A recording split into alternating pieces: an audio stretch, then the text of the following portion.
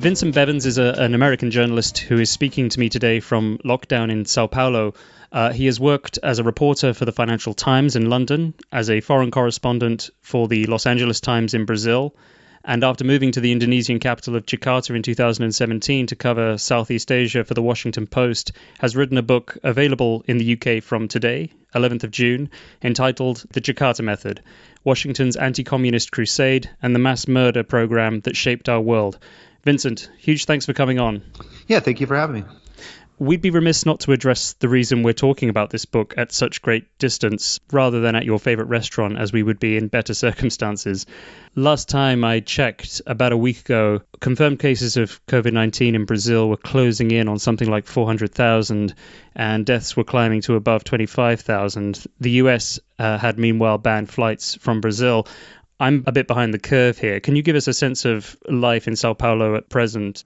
Yeah, I wasn't supposed to be here. I moved back to London in the middle of 2019 to finish work on this book, and then I came to Sao Paulo to do one story, and then the plan was to report another story from Chile and then back to London. But when the pandemic hit, I just decided it was the most responsible thing to do was just stay put rather than get on a plane. And as you point to, Brazil now may be approaching, who knows if we've already surpassed, the United States as the worst location for the pandemic on planet Earth. And a large reason for this is the intentional and blatant irresponsibility of President Jair Bolsonaro, who's gone to war with everybody that has tried to fight this pandemic. He lost two health ministers in less than a month.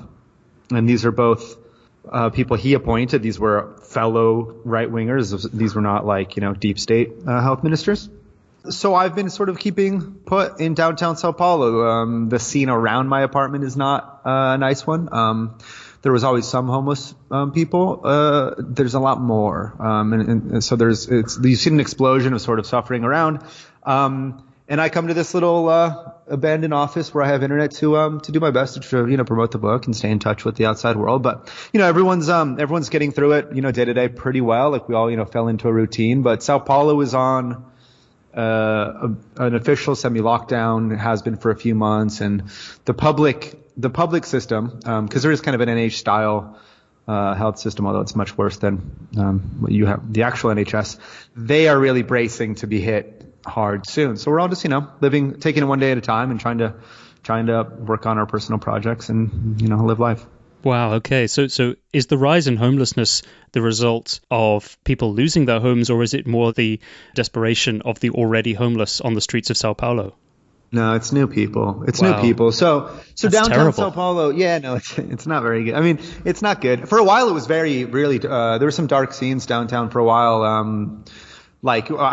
For the first time in 8 years that I've been based out of downtown Sao Paulo, I felt a little bit scared. There were kind of roving gangs. Now there's enough people that it's not just scary. It's scary and depressing. But no, you can tell that there's new people. So you have to imagine that a lot of them lost their, they were probably just barely keeping it together at some kind of place or another, and then lost the ability to pay that rent or to stay indoors when the pandemic destroyed the economy. It is a rough time for Sao Paulo, absolutely. It certainly sounds like it. Now, you wrote this book, as I understand it, to challenge many of the collectively held assumptions about what exactly took place during the Cold War. Specifically, you give an account of the methods by which many of the poorest countries on Earth, after the Second World War, seeking freedom from colonization, were gradually and often swiftly and brutally made to conform to the US-led economic order.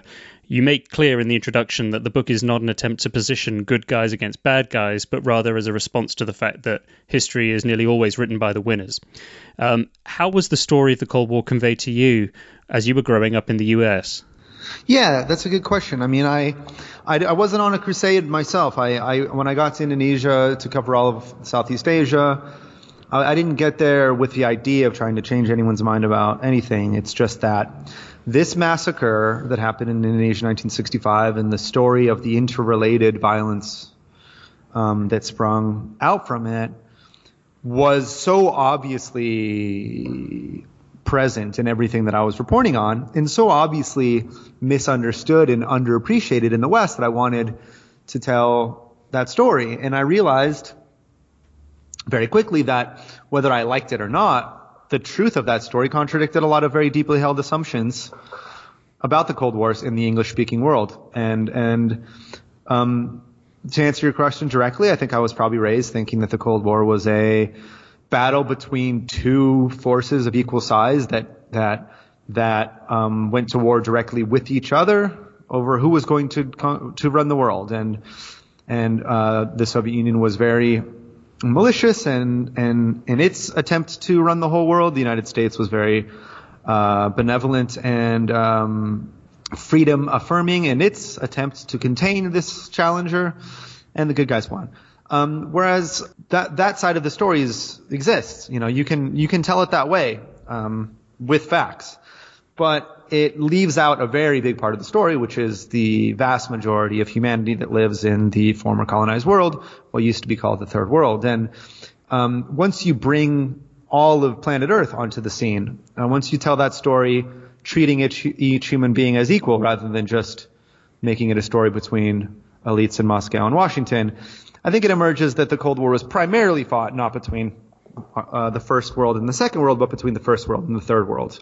And the ways that the First World imposed the order taking shape upon the nations that emerged from European colonization from 1945 to 2000 was in some ways benevolent, in some ways it involved cooperation, but in many, many cases, far more than we recognize, I think, when countries got out of line from the standpoint of Washington, they were crushed back into line very swiftly. And sometimes if they couldn't be crushed back into line, they were just crushed, and that was enough. This book will be very educative, I think, for people who, while they may feel themselves to be familiar with events like the Vietnam War, the Cuban Missile Crisis, the Bay of Pigs, and so forth, would probably struggle to recall practically anything that happened in countries like Indonesia and Brazil during this period, which you go into a lot of detail on. I mean, I suppose people will already be asking, well, what did happen? Could you sum it up? Yeah, absolutely. The book tells the story of the U.S.-assisted mass murder of approximately 1 million innocent civilians in Indonesia in 1965. And this was one of the major turning points of the Cold War. I think probably the most important quote-unquote victory for the West and the project that the West believed it was, and the goals that the West believed in at the time. And this success was so obvious to allies of Washington or other right-wing forces or potential allies of Washington that they took lessons from what happened in Indonesia. They made their own copycat programs. They drew inspiration from Jakarta as their own mass murder operations came to be entitled. So in Chile and Brazil, most famously, you had the use of the word Jakarta to indicate mass murder programs that they wanted to carry out against leftists in their own countries to move forward their own projects of authoritarian capitalism, and they did, and they were successful. And when they looked at Indonesia and thought that they could do that and get away with it, they were right. They absolutely got away with it. The United States gave them backing. In total, I found that at least 20 U.S. allied countries carried out intentional mass murder programs against unarmed civilians for being leftists.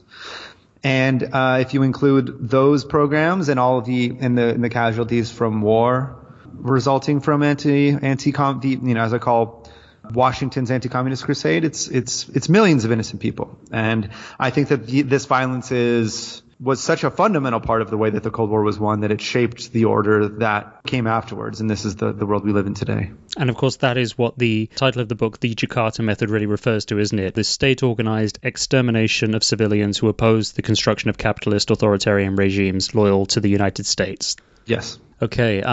You start the book with a very helpful backstory to this by describing the 3 tiers of development in which the world emerged from the Second World War. Could you perhaps set the scene for the story that you tell for us? Yeah, I think, although this term third world has fallen out of fashion in the English language because of the derogatory way that many people used it in English, I think it is really helpful to remember what the first and second and the third worlds were at the end of World War II, the new order that emerged from that catastrophic conflict. And, of course, the United States emerged from that conflict as the most powerful country that had ever existed. And the first world was the United States, the Western European former imperial powers, the countries that had dominated most of the world directly for the last few hundred years, and basically Japan. So it was a small group of very rich countries, all of whom had engaged in direct colonialism. The second world was Moscow and the areas that it controlled. So the USSR and the parts of Central and Eastern Europe that the Red Army had occupied or really liberated from Hitler, but it was not yet clear if they were going to liberate it or if they were going to impose their own order. And then you had the third world, which is the vast majority of humanity. And these are people that had lived under direct colonial rule for hundreds of years. They were getting their freedom for the first time or still struggling to get their freedom because the UK or France or Holland refused to give up control and were fighting to hold on. And this term, third world, was in its first iteration an entirely optimistic, forward-thinking, inspirational concept of unity. The idea was that you would bring together the peoples of the former colonial world. They would take their place on the world stage. They would be equals to the white countries that had exploited them for hundreds of years, and they would transform the globe, in accordance with their own interests. This often meant moving away from capitalism. Capitalism, in their eyes, was very often associated with the imperialist control of their countries. And these countries came together to a very large extent under the leadership of the president of Indonesia, a man named Sukarno, who organized a conference of the peoples of Africa and Asia in 1955 in Bandung. That's right. I want to get to that in just a moment. The book, of course, tells the story of the CIA, how it was created just after the end of the Second World War with the signing into law of the National Security Act by President Harry Truman, and that it very much aspired to function as its British counterpart MI6 had since 1909. Right. What was the CIA's original purpose?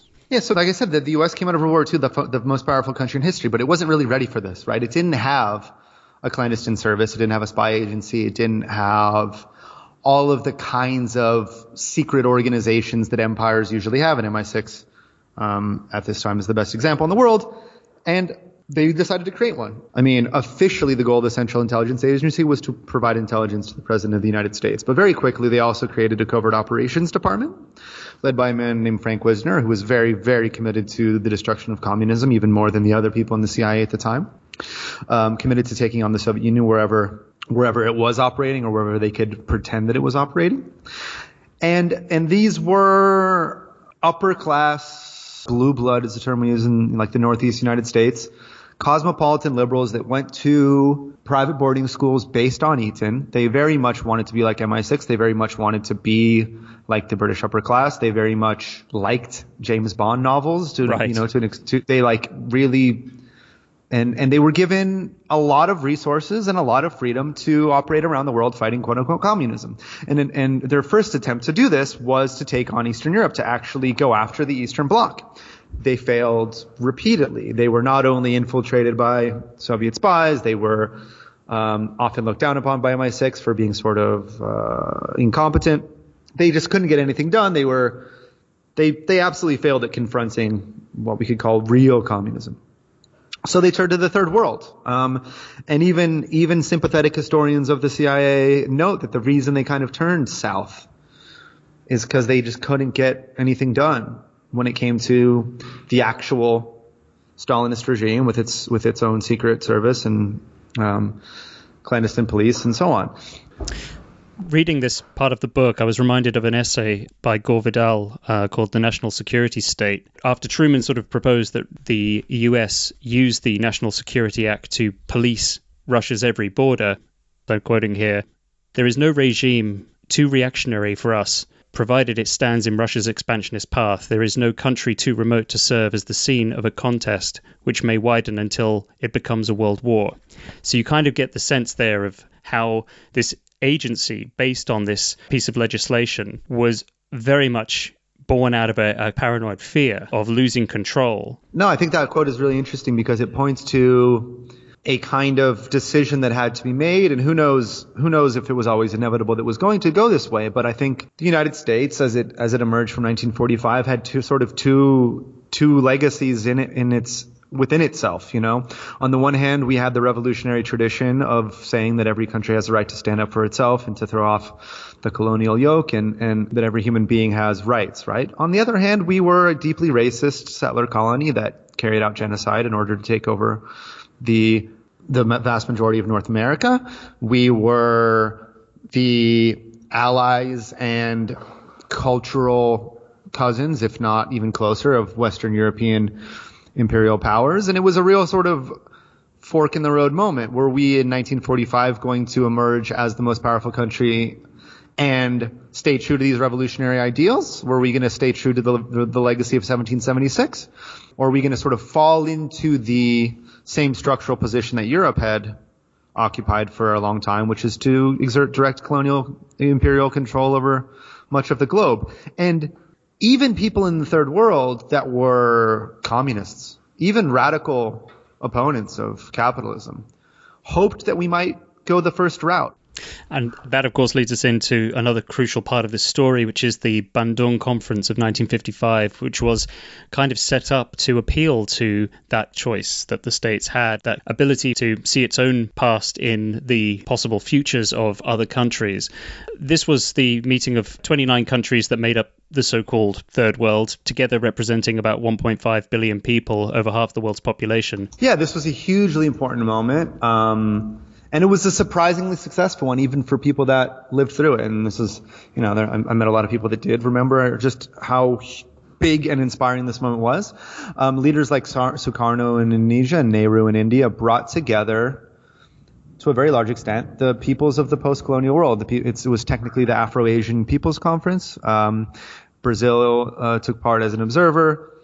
And the whole idea was to come together and say, we don't need to form an alliance with the United States. We don't need to be in a direct relationship of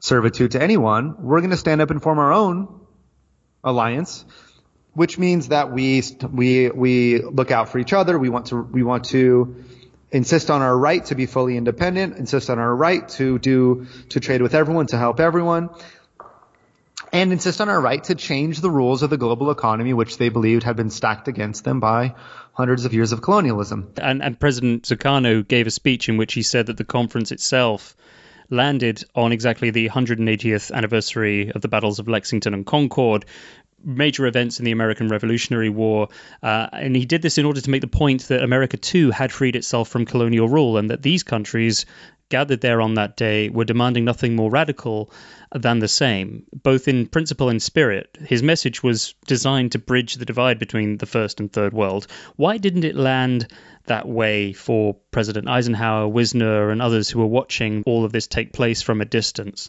That's a very good question. I think that there are several complementary explanations, and I don't know how much weight to give to each, but I think there was the really fanatical belief that communism was somehow a threat. And then, they're Americans too. They don't understand why anybody wouldn't just want to join in an alliance with them. They really, in a very naive and stupid and racist way, did not see how they appeared to the peoples of the Third World.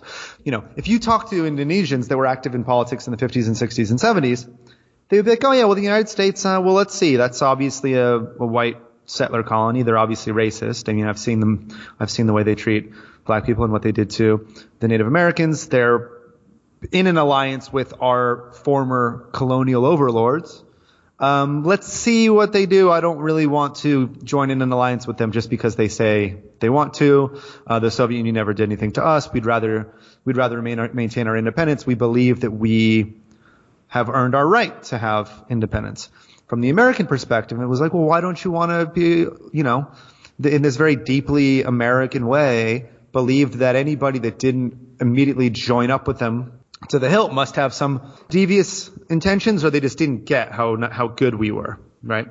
There was that sort of racist naivete among the foreign policy elite in the United States. There was this fanatical desire to fight communism wherever it might be or might not be. And then you had, realpolitik and the nature of a liberal capitalist state. Powerful economic interests exert more influence over the U.S. government than regular voters do. And powerful economic interests often had reasons to oppose people opposing U.S. hegemony in Guatemala or Iran or Indonesia.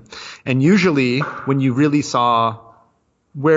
saw intervention was when these two things came together, or all three really, when the local leader was perceived as being anti-American or irrational, two, that some big company in the United States was putting pressure on the government to sort out this problem for them, and three, when they could see the shadowy hand or potential communist revolution somewhere distant in the future. And if they had to do some imagining to see that shadow dancing on the wall, they would usually find a way to do it. But when all those three things came together, you probably were going to have the CIA operating in your country. And some of the facts you relate about what the CIA was capable of inventing, particularly in one account, you talk about the myth of the Filipino vampire, the aswang, right. how they created this fictional threat of the return of this creature in order to explain the death of one member of a militia from that country.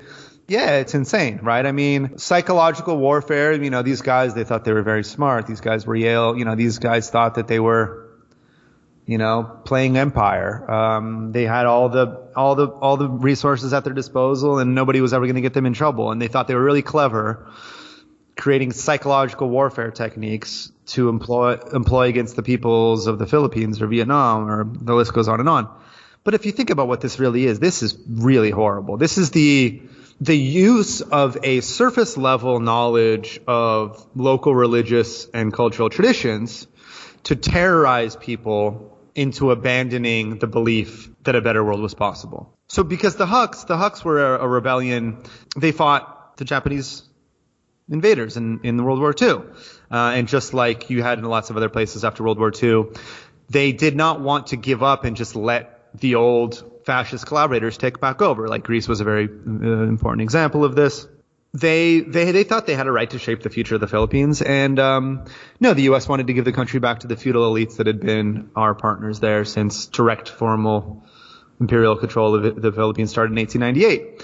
And yeah, they killed a member of the rebels, sucked the blood out of his body, put holes in his neck, and left, at least in one case, the body out for locals to discover so that they could be terrorized. In Vietnam, we did something similar. I worked on Vietnamese psychological warfare with a really great German Vietnamese artist named Sung Tu, that's Sungtieu, on a horror tape that they made with the voices of Vietnamese ghosts talking from beyond the grave, trying to get the Viet Cong to give up. And they played this from helicopters flying over villages during the Vietnam War. And this is the behavior of a young, reckless, and arrogant imperial power, which is trying to use people's own beliefs to terrorize them into just giving up and accepting American hegemony.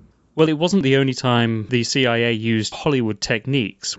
No, CIA operated in close collaboration with the entertainment industry, as they still do now. I mean, the CIA is deeply involved in consulting a lot of films, but this was a very different and more devious collaboration. After the Bandung Conference, they were trying to crush Sukarno and the Indonesian left in a number of ways. One way is that they tried to just pay off the right-wing parties, just fund conservative Muslim parties so that they would win elections. That didn't work. They organized an actual invasion of the country, bombing islands in the attempt to break it up in 1958. That didn't work.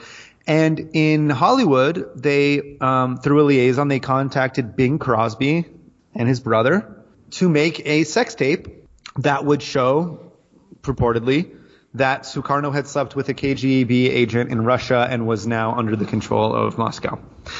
They hired an actor, two actors, of course, but one actor that they were going to try to make look like Sukarno, with hair and makeup and a wig, or who knows exactly. But it didn't end up being released, and the story goes because it wasn't convincing enough. But again, this is like, it's the stuff of like a comedy movie, but at the same time, they were trying to destroy a nation's respect for its founding father in order to carry out some kind of half-baked scheme based on an incredibly poor understanding of the region. I mean, it really speaks to the way in which America has ruled through images, largely. But you rarely hear about it being used as a tactic of shock and awe, I suppose. No, now I think it's, ideological hegemony, global ideological hegemony is usually established these days through more subtle means, right? Like problem, that narrative that you asked me about of the Cold War, the one that I grew up with as an American in Southern California in the 80s and 90s. If it's not what everyone believes worldwide, everyone knows what it is, right? Because it's baked into every American movie that gets played in theaters in China and Jakarta and everywhere. So like the American ideological project, I think is deeply linked to Hollywood. And in these cases I point to in the book in the 50s and 60s and 70s, there's some horrifying uses of techniques against populations in ways that no one knows about. And in these days, it's more like, no, they just get the actual CIA to consult on a film in exchange for access and in exchange for expertise consulting. A lot of Americans watching the Third World movement, deeply suspicious, feeling deeply threatened by what they were seeing. But of course, there was another figure in this story, the American ambassador who got to know Sukarno quite well, Howard Palfrey Jones, who not only saw things very differently to the political establishment in Washington, but also opposed the CIA's involvement in Indonesian politics. He was described by his colleagues as a gentle, though perhaps naive individual. How did you perceive him? Yeah, he was kind of the emblematic case of like a good-hearted, optimistic American who perhaps was naive about the possibilities of his own office in the long term. So he wasn't like a hot-headed soldier that came straight out of World War II that wanted to fight communism. He'd been a journalist in the United States. He'd gone head-to-head with the KKK. He was very proud of his anti-racism. He was very curious about foreign cultures. When he got to Indonesia, he really wanted to get to know the local people. He really wanted to understand the complexities of the country. He very often corrected the people back in Washington when they sort of portrayed the country in black and white terms. He thought it was very insufficient to slot a country as complex as Indonesia into this sort of very reductive framework. And as a result, when the CIA invasion that he doesn't even know about fails, they adopt a lot of his deep on the ground knowledge of Indonesia to implement a new strategy of forming closer relationships with the military and forming deep ties with parts of the Indonesian state rather than taking it on in a very direct manner.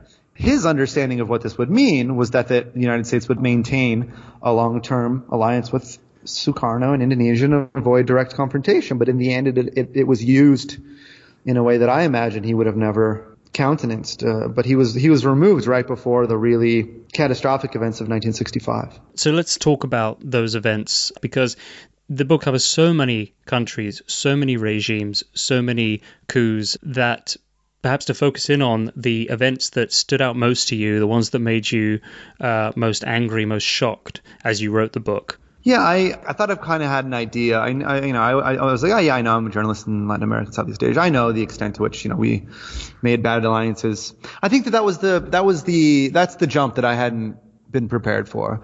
The jump between the established narrative, which is like, we had to make alliances with some unsavory characters, and then those unsavory characters did some things that, mistakes were made by them, but we had to make alliances with someone. Whereas the real truth was, to a large extent, we were pushing the worst things that those people did, and the things that those people did were not incidental to the outcome. They were necessary to the outcome. They shaped the outcome. The outcome that we got was only possible because of the violence that the U.S. pushed, and was profoundly shaped by that violence. It was the stuff I thought was kind of on the margins of the story of U.S. hegemony, whereas it was really central. And the extent to which there was almost no way out. Like I thought it was, there was this country, that country. But from 1945 to 2000, if you got too close to socialism, or if you tried too hard to carve a path that was independent of Washington, your chances of survival were really, really low. And it didn't always come right away, but usually somehow or another you were crushed or pushed aside. And the only cases that sort of stand out in opposition to this are the countries that got really sort of authoritarian and defensive in a way which I think a lot of people in the West don't find anything to be inspired by. Countries that really took a defensive position, countries like North Korea or China or Cuba. To survive, perhaps you had to become sort of turn your whole country into a barracks, into a bulwark against the inevitable Western intervention. Right. Democratically voting for a government was not enough. It wasn't about democracy. Yeah, democracy was seen as easily discardable in the service of anti-communism, right? So, and in some cases, it was worse if they were democratic, because if the socialist projects in the Third World were democratic, that would mean that other countries would want to copy them, and there'd be no way to demonize or crush them. And this was explicitly the case in Guatemala in '54 and Chile in 1970. We know behind the scenes U.S. officials were saying that the problem was not that they would become authoritarian Stalinist regimes, but that the success of a democratic left-wing project would be inspiring to their neighbors.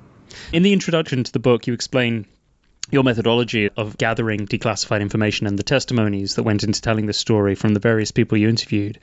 And you tried to resist speculation, you say, about things which still cannot be said with certainty about what happened during these years. What is it we still do not know that leaves you, as the author, most dissatisfied? So we don't know what the CIA was doing in the run-up to the mass murder in 1965. We don't know to what extent that they were trying to provoke the clash between the left and the right that ended up happening. We don't know to what extent they might have been in cooperation with Suharto or any other members of the Indonesian military. We don't know who came up with the idea to kill the Indonesian left. We don't know if that emerged after they started taking people prisoner, or if this was perhaps a plan that existed for a long time. And that is all stuff that we could just, I believe we have a right to know now. I mean, I asked the CIA to tell me, they said, no, it's still classified. The very nature of the September 30th movement, this uprising that caused the much, much larger clash in 1965, is still hidden from us. And as you point out, I avoid all speculation or conspiracy theory in the book, because what is already rock solid is so shocking that I just want to let that speak for itself.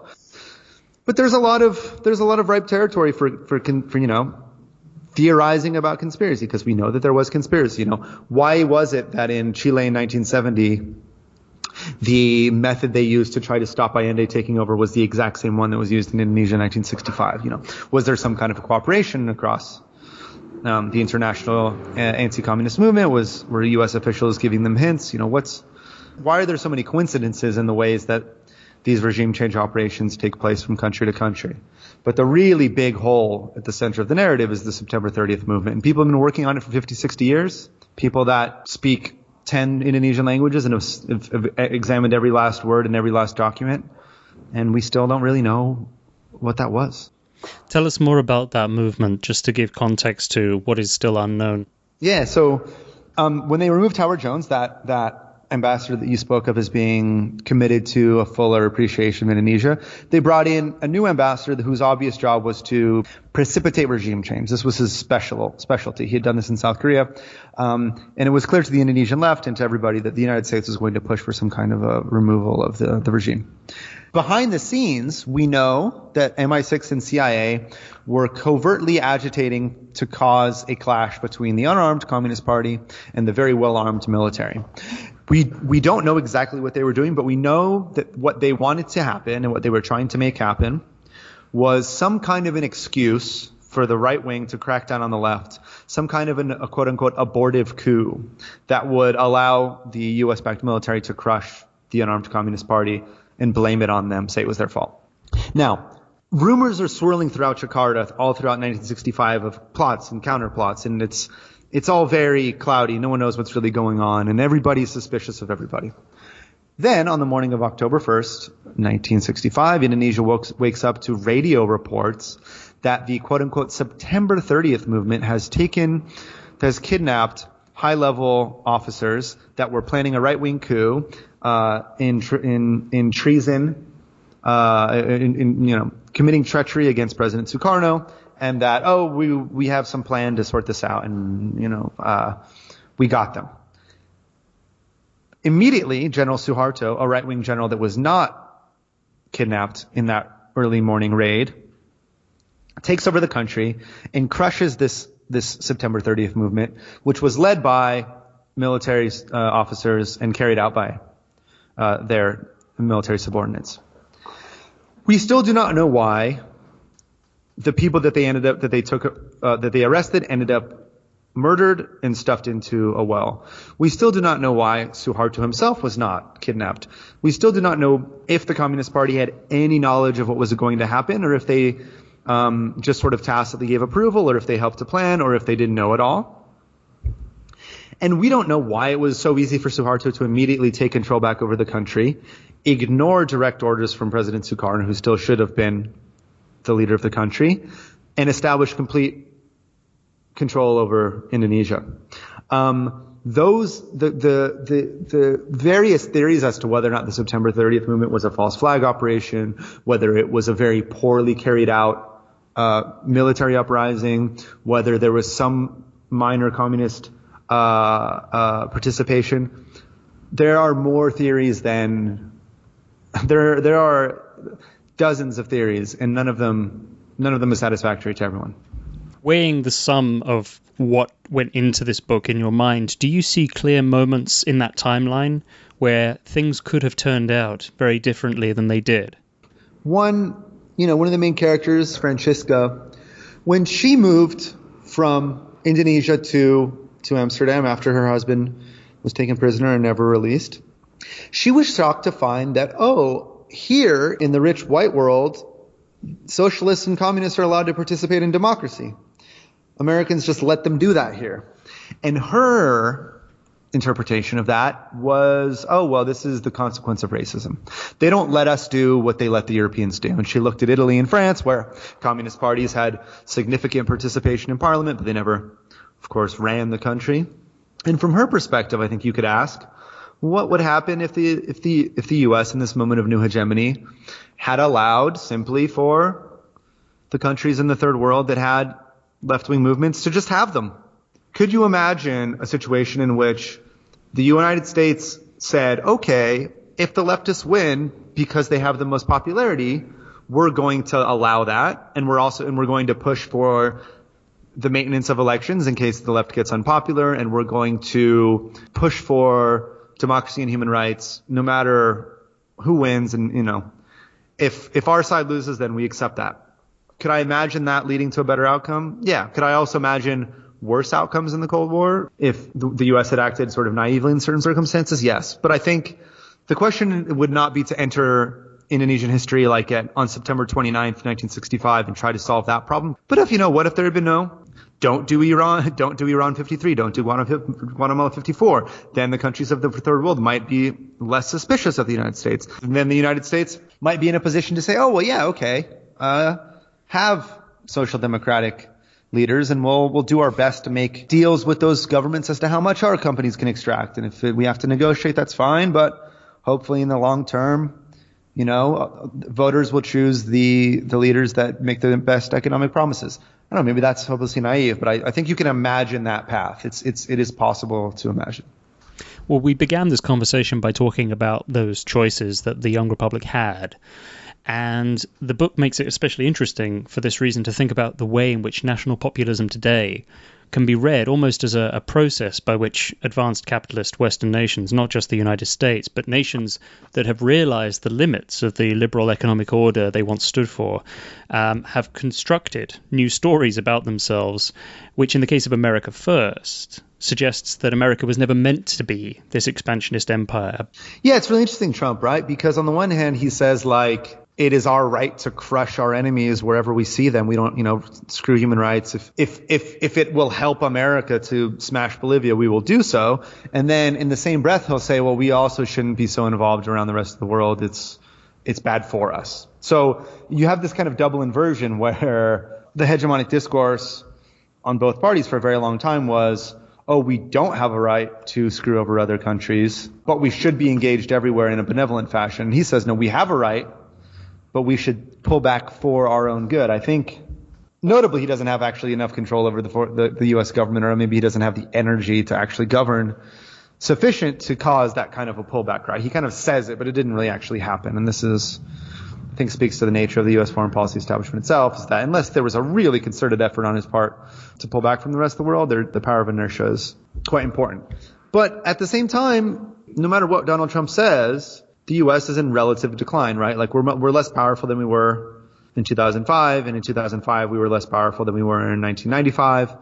and it's very likely we're going to be less powerful in 2030 than we are now in 2020. So that forces I think a global reconsideration of the nature of U.S. hegemony, what it meant, how good it was, if it can be improved upon, and what might come next. I mean, I think that the U.S. sort of New York Times reading liberal is in sort of an identity crisis about the nature of our country. And the rest of the world is noticing that there's cracks in the liberal order and thinking, okay, well, is this good? Or is this going to lead to something worse? Or can we sort of jump into those cracks and try to forward something better? But whatever it is about this moment, it's forcing a reconsideration of the U.S. role in the world. Speaking of the New York Times reading liberal, there was a story from the top of this week about the resignation of James Bennett, the opinion editor of the paper, for publishing an op-ed by Republican Senator Tom Cotton, which called for the U.S. military to be deployed on the streets of North America to quell the recent riots after the killing of George Floyd. Now, I know you had a reaction to this on social media. What went through your head when you saw that article in the NYT? Well, it's funny because I published an op-ed 1 week before saying that the headline was "The Liberal Order was built with blood," to say that despite the stories we tell ourselves, the order that exists is the result of the exercise of raw power. And then a week later, you have a prominent Republican say the exact same thing, but just like in a celebratory fashion, being like, no, screw this, we're going to crush the people in the streets. And so in a very weird way, he was totally agreeing with me, but coming from the exact opposite perspective. Yeah, it was an opportune juxtaposition. Yeah, and like Barack Obama moved to Indonesia just after the mass murder, and he moved there because his stepfather was called back to Indonesia as a result of that mass murder. He was called back to serve the Indonesian military in the wake of the U.S. backslaughter. And in Dreams of My Father, Barack Obama's very well-written book, he describes this process of him and his mother realizing that, out here, power is not hidden. Out here, power is in your face. In this part of the world, it's not dressed up nicely why you have to do what you have to do. No one pretends that you're doing it because you believe you want to do it. It's made very clear that if you don't do it, there's going to be consequences for you. And I think the moment of American quote-unquote exceptionalism, maybe to a large extent, is that we were free from seeing power for what it was, because it never really smacked us in the face before. And again, regular Americans do think this way too. If you talk to like your average guy in like a sports bar in the middle of the country, they will think that the CIA is bad, right? It'll be more the like respectable liberal outlets that have been for a very long time committed to this idea that our power is benevolent. And I think that, to some extent it was benevolent, but I think to the extent that it wasn't, I think it's good that we recognize that. And for better or worse, that Republican was Tom Cotton, did his part to make power visible like it was to Barack Obama in Indonesia in the 60s. And you quote Lolo Suhartono, stepfather to Barack Obama, as saying that, quote, guilt is a luxury only foreigners can afford. And later you write that the book itself is a product of the good fortune placed on you as an American citizen. That this book was written primarily from conscience, I think makes clear that you've used that good fortune very admirably. And I'd recommend this book to all listeners, The Jakarta Method, a brilliant work of revision in Cold War history. So I'd just like to say thanks again for coming on, Vincent, and thanks for writing this book. Oh, thank you so much for having me and for taking a look. Anybody that takes the time to look at this book, I really appreciate. When you have the freedom to leave your apartment and roam the streets freely, where will be the table at which you sit to reconnect with the neighborhood, local businesses, people who run these places? Where will your first pit stop be? Yeah, so right across the street. It's ironic because you can still get their food, but it's not the same because they're doing delivery. Right across the street from me is a spot called Almanara, and the Lebanese community in Sao Paulo has been here for a very long time. They're very influential in political circles, and this is one of the very old school Lebanese places with like fresco depictions of Lebanon in this really high ceilinged grand dining room where you can just get like great Lebanese food across the street from me in the heart of downtown. And while you can sort of order the takeout, it's not the same. Almenaro is a great spot and a great part of like the real Paulistano culinary tradition that I'm very much looking forward to sitting down at. Thanks again, Vincent, for coming on. And next time you're in London, perhaps we can go out for a pint. Yeah, please. Yeah, hopefully. I mean, I'm trying to get back to London now. I think I'm allowed to come back, but I mean, I'll have to go through mandatory quarantine, which is totally fine. And I should have to. I'm biding my time to find a way which is responsible to come back and start covering Western Europe again. But absolutely, I look forward to it. No problem. All right. It was great to speak to you. All right. You too.